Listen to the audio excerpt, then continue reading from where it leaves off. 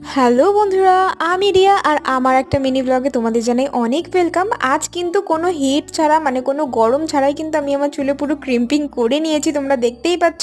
আমি কিন্তু রাতের বেলা মানে আগের দিন রাতের বেলা আমি পুরো চুলে বিনুনি করে ঘুমিয়ে পড়েছিলাম।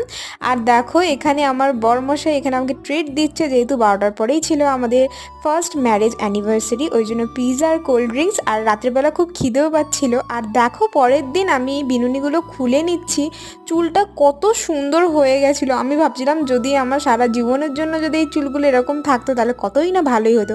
ফাইনাল রেজাল্ট এমন এসছে, আমি একটু সেজেগুজেও ছিলাম। আর এখন যাচ্ছি মন্দিরে। আর সেই দিন ছিল 22শে জানুয়ারি, মানে রাম মন্দির উদ্বোধন হয়েছিল। আর সেই দিনই কিন্তু আমাদের বিয়ে হয়েছিল। আর সেই দিন গেছিলাম আমরা পুজো দিতে একদম। আর মন্দির একদম খালি ছিল, নিজেদের মতন আমরা ভালো করে মন ভরে পুজো করেছি।